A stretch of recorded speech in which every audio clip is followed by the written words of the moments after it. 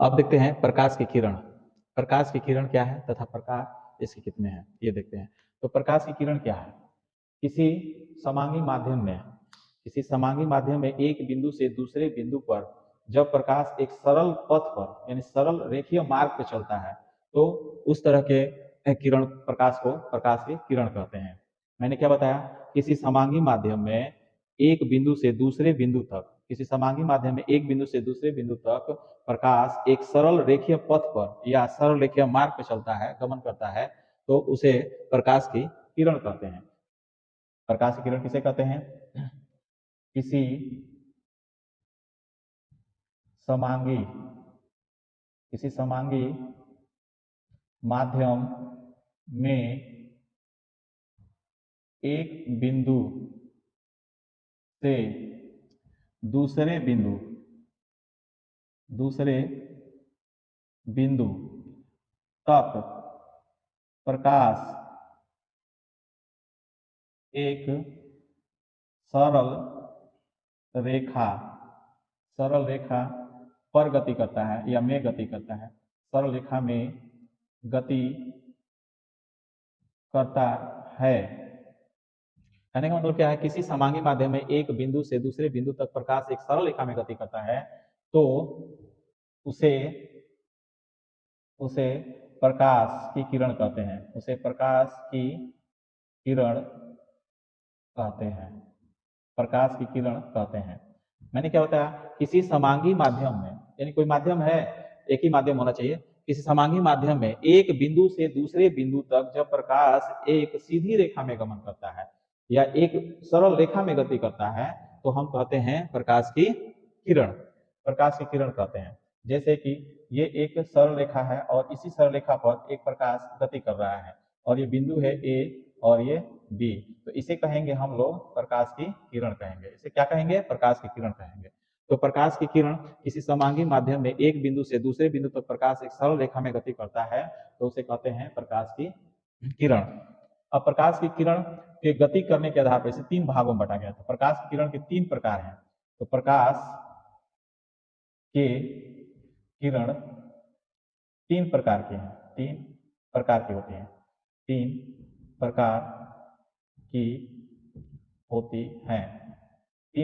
होती हैं। यहाँ पर क्या डिफाइन किया गया है? किसी समांगी माध्यम में एक बिंदु से दूसरे बिंदु तक प्रकाश एक सरल रेखा में गति करती है तो उसे प्रकाश की किरण कहते हैं। और इस तरह की किरणों को अगर मिला दिया जाए तो उसे कहते हैं किरण पुंज। क्या कहते हैं? उसे कहते हैं किरण पुंज। जब ऐसे ही प्रकाश की किरणों को, कई प्रकाश की किरणों को मिला दिया जाए तो उसे कहते हैं किरण पुंज। अतः यहाँ पर प्रकाश की किरण पुंज को तीन भागों में बांटा गया है। कौन कौन सा? पहला है समांतर किरण पुंज। दूसरा है अपसारी किरण पुंज। तीसरा है अभिसारी किरण पुंज। अभिसारी किरण पुंज। तो ये है किरण पुंज। मैंने बताया जब प्रकाश की किरण को एक साथ समेट कर समूह में चलती हैं तो उसे कहते हैं किरण पुंज। बंडल के रूप में चलती हैं तो उसे कहते हैं किरण पुंज। तो किरण पुंज कितने प्रकार की होंगी? तो किरण पुंज तीन प्रकार। कौन कौन सी? समांतर किरण पुंज, अपसारी तथा अभिसारी किरण पुंज। तो पहले देख लेते हैं समांतर किरण पुंज। समांतर किरण पुंज किसे कहते हैं? समांतर किरण पुंज किसे कहते हैं? तो जब प्रकाश की किरणें एक बंडल के रूप में समांतर रेखाओं में गति करती है, जब प्रकाश की किरणें समांतर रेखाओं में गति करती हैं तो उसे कहते हैं समांतर किरण पुंज। तो यहाँ पर लिखेंगे जब प्रकाश की किरणें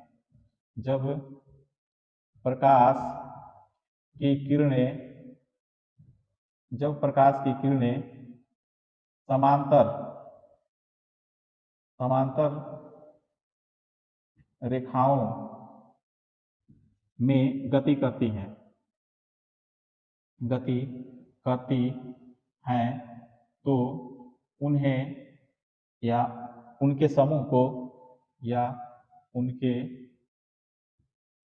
समूह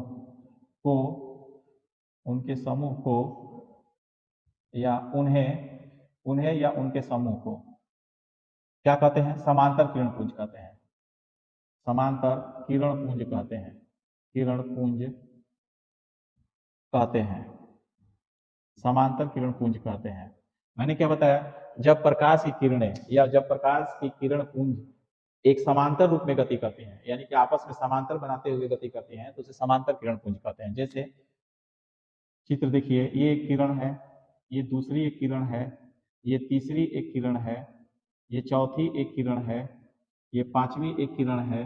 इस तरह से बहुत सारी किरणें एक ही दिशा में एक दूसरे से समान दूरी पर गति कर रही हैं। एक ही दिशा में और समान दूरी पर गति कर रही हैं, तो ऐसी गति किरण पुंजों को, गति करते हुए किरण पुंजों को क्या कहेंगे? समांतर किरण पुंज कहेंगे। तो यह समांतर किरण पुंज है, समांतर किरण पुंज है। तो आप इसे नोट कर लें। अभी दूसरा लिखते हैं। रहने दो, रहने दो। अब हम लोग देख लेते हैं किसका? अपसारी। अपसारी किरण देख लेते हैं। अपसारी देख लेते हैं। अपसारी किरण। दूसरा है अपसारी किरण पुंज।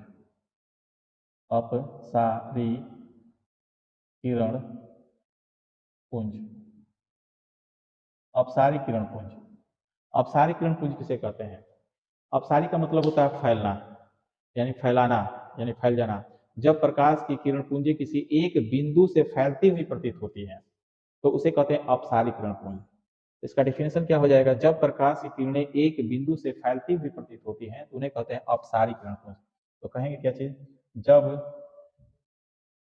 प्रकाश की किरणें, जब प्रकाश की किरणें एक बिंदु से, एक बिंदु से फैलती हुई प्रतीत होती है या गति करती है, एक बिंदु से आती हुई गति करती है, फैलती हुई प्रतीत होती है, उसे अपसारी, अपसारी किरण पुंज कहते हैं। किरण पुंज कहते हैं।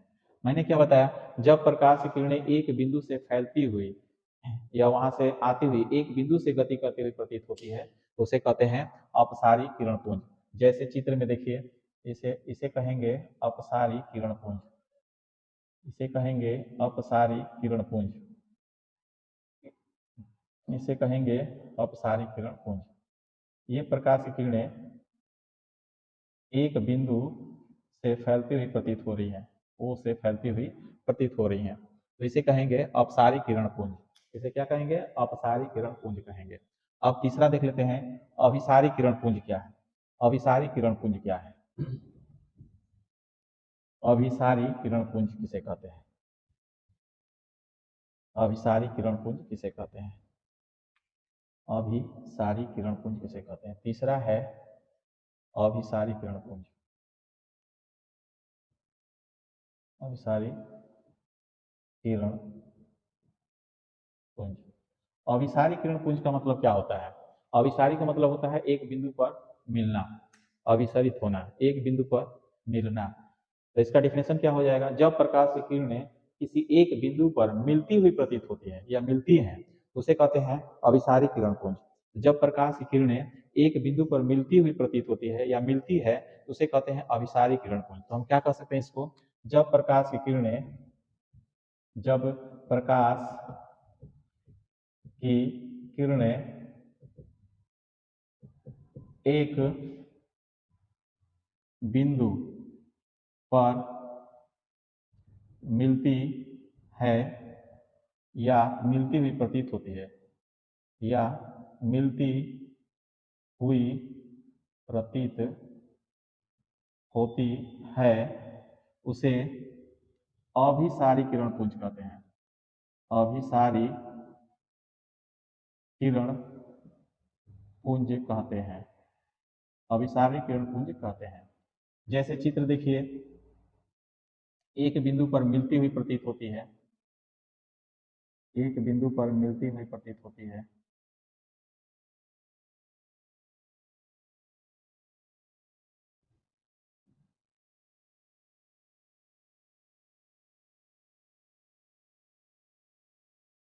ये एक बिंदु पर मिलते हुए प्रतीत हो रही है। ऐसे किरण पुंज को कहते हैं अभिसारी किरण पुंज कहते हैं। ऐसे किरण पुंज को अभिसारी किरण पुंज कहते हैं। अभिसारी किरण पुंज कहते हैं। ये सभी प्रकाश की किरणें एक बिंदु पर मिलती हुई प्रतीत हो रही है, इसे कहते हैं अभिसारी किरण पुंज कहते हैं। अभिसारी किरण पुंज कहते हैं। तो हम लोगों ने किसको किसको देख लिया अब तक? प्रकाश क्या है? प्रकाश एक प्रकार की ऊर्जा है जिससे किसी वस्तु को, जिसकी सहायता से किसी वस्तु को देखा जा सकता है। प्रदीप्त वस्तुएं, अप्रदीप्त वस्तुएं क्या है? प्रदीप्त वस्तु जिससे स्वतः प्रकाश निकलता है, जैसे सूर्य, बल्ब इत्यादि। अप्रदीप्त वस्तुएं जो प्रदीप्त वस्तुओं से चमकते हैं, अप्रदीप्त वस्तुएं कहलाते हैं, जैसे चंद्रमा, टेबल कुर्सी इत्यादि। प्रकाशिक माध्यम क्या है? वे वस्तुएं जिनसे प्रकाश गमन कर सकता है उसे प्रकाशिक माध्यम कहते हैं। जैसे कहा गया, गमन करने की क्षमता के आधार पर प्रकाशिक माध्यम को 3 भागों में बांटा गया है। कौन कौन सा था? पारदर्शक था, अपारदर्शक था और पारभासक था। पारदर्शक जिससे प्रकाश आर पर चला जाए, पारदर्शक जैसे कांच, जल इत्यादि। पारभासक ऐसी वस्तु जिससे प्रकाश का कुछ ही भाग आर पार जाता है, उसे पारभासक कहते हैं, जैसे घिसा हुआ कांच, तेल लगा कांच या तेल लगा कागज इत्यादि। और तीसरा था पारभासक। पारभासक किसे कहते हैं? वैसी अपारदर्शी वस्तुएं, वैसी वस्तुएं जिनसे प्रकाश आर पार नहीं जाता है, उसे कहते हैं अपारदर्शी वस्तुएं, जैसे दीवार, पत्थर इत्यादि वगैरह। उसके बाद बताया गया था प्रकाश की किरण किसे कहते हैं। प्रकाश की किरण किसी समांगी माध्यम में किसी एक बिंदु से दूसरे बिंदु तक जब प्रकाश एक सरल रेखीय मार्ग में गमन करता है, तो उसे प्रकाशिक किरण कहते हैं, प्रकाश की किरण कहते हैं। प्रकाश की किरण जब एक बंडल के रूप में चलने लगती है तो उसे किरण पुंज कहते हैं। तो यहाँ किरण पुंज को 3 भागों में बांटा गया। कौन कौन से किरण पुंज हैं? समांतर किरण पुंज, अपसारी किरण पुंज, अभिसारी किरण पुंज। समांतर, यदि जब प्रकाश की किरण पुंज एक समांतर रूप में गति करती है तो उसे समांतर किरण पुंज कहते हैं। और जब प्रकाश की किरणें एक बिंदु से फैलती हुई प्रतीत होती हैं तो उसे अपसारी किरण पुंज कहते हैं। और जब प्रकाश की किरणें एक बिंदु पर मिलती हुई प्रतीत होती है तो उसे अभिसारी किरण पुंज कहते हैं। अब हम लोग देख लेते हैं प्रकाश के गुण। प्रकाश के गुण क्या है? बहुत इंपॉर्टेंट है। प्रकाश के गुण क्या है? प्रकाश के गुण किसे कहते हैं? प्रकाश का गुण क्या है? तो आइए प्रकाश का गुण देखते हैं।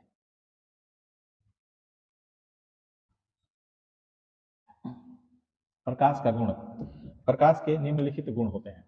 तो प्रकाश के गुण, प्रकाश के गुण, प्रकाश के निम्नलिखित गुण होते हैं। कौन कौन से?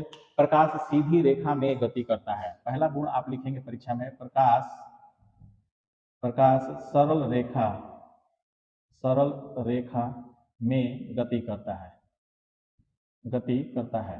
प्रकाश कैसे गमन करता है? एक सीधी रेखा में गति करता है। प्रकाश एक सीधी रेखा में गति करता है। दूसरा, प्रकाश चुंबकीय तरंग के रूप में गति करता है। प्रकाश चुंबकीय तरंग के रूप में गति करता है। प्रकाश विद्युत चुंबक, विद्युत चुंबकीय, विद्युत चुंबक के रूप में गति करता है, गति करता है। प्रकाश विद्युत चुंबक के रूप में गति करता है। तीसरा, निर्वात में प्रकाश की चाल, निर्वात में प्रकाश की चाल 3 गुणे 10 के पावर 8 मीटर प्रति सेकंड होती है। निर्वात में प्रकाश की चाल 3 गुणे 10 के पावर 8 मीटर प्रति सेकंड होती है। चौथा, प्रकाश, चौथा क्या है? प्रकाश सीधी रेखा में गमन करती है। प्रकाश की चाल 3 गुणे 10 पावर 8 मीटर पर सेकंड होती है। प्रकाश निर्वात में भी गति कर सकती है, ये भी लिख सकते हैं हम लोग। प्रकाश, प्रकाश निर्वात में भी गति करती है, गति करती है। और चौथा लिख सकते हैं, प्रकाश को चलने के लिए किसी माध्यम की आवश्यकता नहीं होती है। यहाँ पर लिख सकते हैं पांचवा में, प्रकाश को गति करने के लिए, गति करने के लिए माध्यम की आवश्यकता नहीं पड़ती है, माध्यम की आवश्यकता नहीं पड़ती है, नहीं पड़ती है, माध्यम की आवश्यकता नहीं पड़ती है। तो हम कह सकते हैं प्रकाश सरल रेखा में गति करती है। प्रकाश की चाल निर्वात में 3 गुणे 10 के पावर 8 मीटर पर सेकंड होती है। प्रकाश निर्वात में भी गति करती है, अर्थात प्रकाश के चलने के लिए माध्यम की आवश्यकता नहीं पड़ती है। जो दृश्य प्रकाश है उसकी तरंग दैर्ध्य कितनी होती है? तो दृश्य प्रकाश की तरंग दैर्ध्य, दृश्य प्रकाश की तरंग दैर्ध्य, दैर्ध्य प्रकाश की तरंग दैर्ध्य, दृश्य प्रकाश की तरंग दैर्ध्य 3900 एंगस्ट्रॉम से 7800 एंगस्ट्रॉम के बीच होती है। दृश्य प्रकाश की तरंग दैर्ध्य 3900 एंगस्ट्रॉम से 7800 एंगस्ट्रॉम तक होती है। ये तो था प्रकाश के गुण। प्रकाश के और भी बहुत सारे गुण हैं जिसके बारे में मेंशन नहीं किया गया है। जो इजी था वही मैंने मेंशन किया ताकि आप परीक्षा में बढ़िया से लिख पाए, आपको याद हो पाए।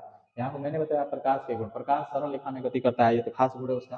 प्रकाश विद्युत चुंबकीय रूप में तरंग के रूप में गति करता है। तीसरा, प्रकाश निर्वात में भी चल सकता है। निर्वात में प्रकाश की चाल 3 × 10⁸ मीटर पर सेकंड होती है।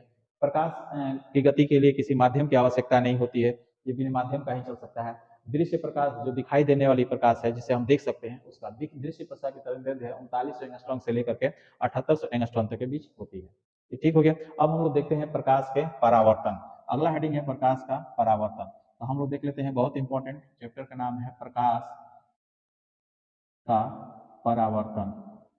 प्रकाश का परावर्तन किसे कहते हैं? प्रकाश का परावर्तन होता क्या है? प्रकाश का परावर्तन किसे कहते हैं? तो प्रकाश का परावर्तन, जब किसी माध्यम से प्रकाश चल कर आती है और किसी तल पर पड़ती है तो टकरा करके वापस उसी माध्यम में लौट जाती है। जब प्रकाश किसी माध्यम से चलकर किसी तल पर पड़ती है तो वहां से टकरा कर पुनः अपने ही माध्यम में लौट जाती है। इसी घटना को प्रकाश का परावर्तन कहते हैं। यानी ऐसे समझिए, ये कोई तल है और जब प्रकाश इस माध्यम से चलकर आ रही है तो तल पर पड़ी और यहाँ से टकरा करके पुनः अपने ही माध्यम में लौट गई। यानी जिस माध्यम से आई थी उसी माध्यम में लौट गई। इस तल के ऊपर का पहला माध्यम है, नीचे का दूसरा माध्यम है। लेकिन प्रकाश क्या हो रही है? प्रकाश एक माध्यम से चलकर आती है और अब किसी तल से टकराकर, यानी पड़ती है और तल से टकराकर पुनः अपने ही माध्यम में लौट जाती है। इसी घटना को प्रकाश का परावर्तन कहते हैं। तो ध्यान से समझिए, बहुत इजी है। जब प्रकाश की किरण किसी माध्यम से चलकर किसी तल से टकराकर पुनः अपने ही माध्यम में लौट जाती है, इस घटना को ही प्रकाश का परावर्तन कहते हैं। यानी इसे ऐसे भी कह सकते हैं, प्रकाश को किसी तल से टकराकर अपने ही माध्यम में लौट जाना प्रकाश का परावर्तन कहलाता है। प्रकाश का किसी माध्यम से जब प्रकाश किसी माध्यम से चलकर किसी तल से टकराकर अपने ही माध्यम में चल जाती है, इस घटना को प्रकाश का परावर्तन कह सकते हैं। तो शॉर्ट में कह सकते हैं, प्रकाश का किसी तल से टकराकर अपने ही माध्यम में लौट जाना प्रकाश का परावर्तन कहलाता है। प्रकाश को किसी तल से टकराकर अपने ही माध्यम में लौट जाना, इस घटना को प्रकाश का परावर्तन कहते हैं। तो ऐसे भी कह सकते हैं। अतः हम क्या लिख सकते हैं इसमें, इसका डिफिनेशन कैसे लिख सकते हैं? तो लिखेंगे हम लोग, जब प्रकाश किसी माध्यम से चलती है, जब प्रकाश किसी माध्यम से चलकर किसी तल से टकराकर पुनः अपने ही जब प्रकाश किसी माध्यम से चलकर किसी तल से टकराकर पुनः अपने ही माध्यम में लौट जाती है। मैंने कहा, जब प्रकाश किसी माध्यम से चलते हुए किसी तल से टकराकर अपने ही माध्यम में लौट जाती है, तो मैं कहूंगा, जब प्रकाश किसी माध्यम से चलकर किसी तल से टकराकर पुनः अपने ही माध्यम में लौट जाती है, इस घटना को प्रकाश का परावर्तन कहते हैं। इस घटना को प्रकाश का परावर्तन कहते हैं। जैसे आप गेंद को दीवार को मारते हैं तो गेंद टकराकर दीवार से आपकी तरफ आती है, यानी कि आपकी तरफ से ही गेंद जाती है और दीवार से टकराकर पुनः आपकी ही ओर आती है, तो इसे हम लोग कहते हैं बॉल को टकराकर वापस आना। सेम उसी तरह से यहाँ भी है, जब प्रकाश किसी तल से टकराकर वापस आती है तो इस घटना को ही प्रकाश का परावर्तन कहते हैं। जब प्रकाश किसी तल से टकराकर, तल कुछ भी हो सकता है, दीवार भी हो सकता है, पत्थर, पहाड़, पेड़ पौधे, मनुष्य का शरीर इत्यादि।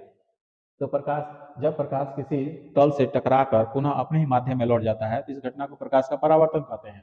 जैसे यहाँ पर कहा गया है, जब प्रकाश किसी माध्यम से चलकर किसी तल से टकराकर पुनः अपने ही माध्यम में लौट जाता है तो इस घटना को प्रकाश का परावर्तन कहते हैं।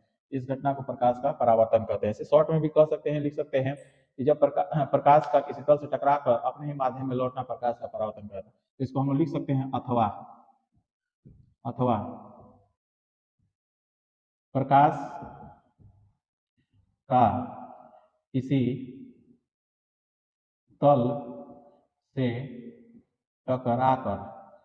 तल से टकराकर अपने ही माध्यम में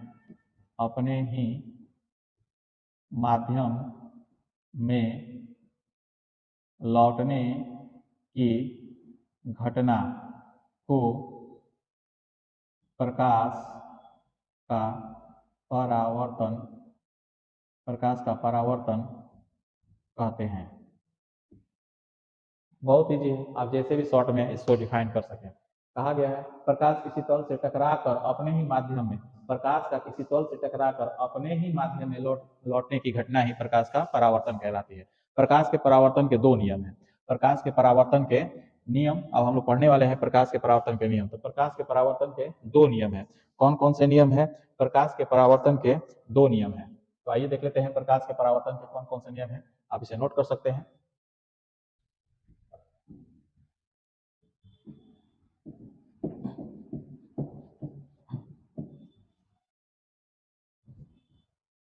प्रकाश के परावर्तन के दो नियम कौन कौन से नियम है? तो लिखेंगे प्रकाश के परावर्तन के दो नियम है। प्रकाश के परावर्तन के दो नियम है। प्रथम नियम प्रथम नियम क्या है?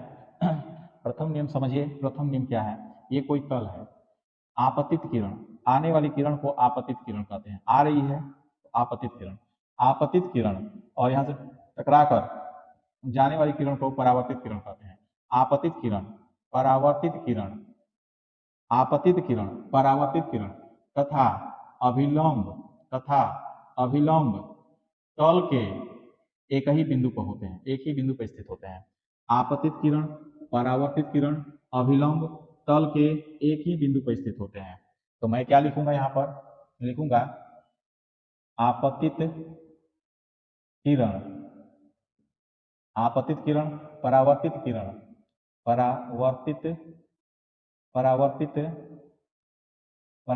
किरण,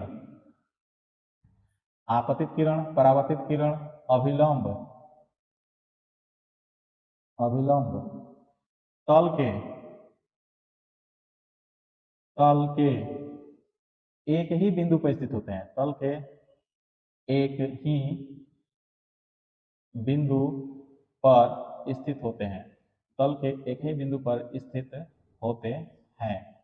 मैंने क्या बताया? देखिए ध्यान से, आपतित किरण, परावर्तित किरण तथा अभिलंब तल के एक ही बिंदु पर स्थित होते हैं। ये पहला नियम है। चित्र यहाँ है। प्रथम नियम क्या है? आपतित किरण यानी आने वाली किरण, परावर्तित किरण यानी टकरा कर जाने वाली किरण तथा अभिलंब, खींचा गया अभिलंब तल के, ये तल है, तल के एक ही बिंदु पर स्थित होते हैं। ये बिंदु मान लीजिए कुछ भी दे दीजिए, वो इस बिंदु पर, तीनों ही एक ही बिंदु पर स्थित होते हैं। तो ये पहला नियम हो गया। अब दूसरा नियम देख लेते हैं। दूसरा नियम, सेकेंड लॉ। दूसरा नियम क्या है? दूसरा नियम बताया गया है अभिलंब के साथ, आपतित किरण अभिलंब के साथ जो कोण बनाती है, आपतित किरण अभिलंब के साथ जो कोण बनाती है उसे आपतन कोण कहते हैं। क्या कहते हैं? आपतन कोण कहते हैं। तथा परावर्तित किरण अभिलंब के साथ जो कोण बनाती है उसे परावर्तन कोण कहते हैं। उसे क्या कहेंगे? परावर्तन कोण कहेंगे। तो सेकंड नियम क्या कहता है कि आपतन कोण यानी कि आपतित किरण जो अभिलंब के साथ कोण बनाई हुई है, आपतन कोण तथा परावर्तन कोण यानी कि जो परावर्तित किरण अभिलंब के साथ जो कोण बनाई है, आपस में बराबर होते हैं। आपस में बराबर होते हैं। कहने का मतलब आपतन कोण और परावर्तन कोण सदैव बराबर होता है। तो हम लिख सकते हैं अतः आपतन कोण और परावर्तन कोण सदैव समान होते हैं। सदैव समान होते हैं। तो मैंने यहाँ क्या दिखाया? आपतित किरण, परावर्तित किरण, अभिलंब तल के एक ही बिंदु पर होते हैं। पहला नियम हो गया। दूसरा नियम, आपतन कोण तथा परावर्तन कोण आर समान होते हैं, हमेशा समान होते हैं। तो ये आपका प्रकाश का पहला अध्याय है, जिसे मैंने आज वीडियो में कंप्लीट करना चाहा है। इसे शॉर्ट में एक बार और रिवाइज कर लेते हैं, जिसे क्लास 10th में एग्जाम देने वाले विद्यार्थियों को जरूर देखना चाहिए और इसे बार बार रिवाइज करके देखना चाहिए, ताकि उन्हें तुरंत मौखिक रूप से याद हो जाए, वहाँ परीक्षा में जाकर के तुरंत लिख पाए। क्या बताया गया? प्रकाश क्या है? प्रकाश एक प्रकार की ऊर्जा है जिससे किसी वस्तु को देखा जाता है। प्रदीप्त वस्तुएं, अप्रदीप्त वस्तुएं वे वस्तुएं जिनसे प्रकाश स्वतः निकलता है, प्रदीप्त वस्तुएं कहलाती हैं। जैसे सूर्य, बल्ब, और क्या हो सकता है, मोमबत्ती इत्यादि।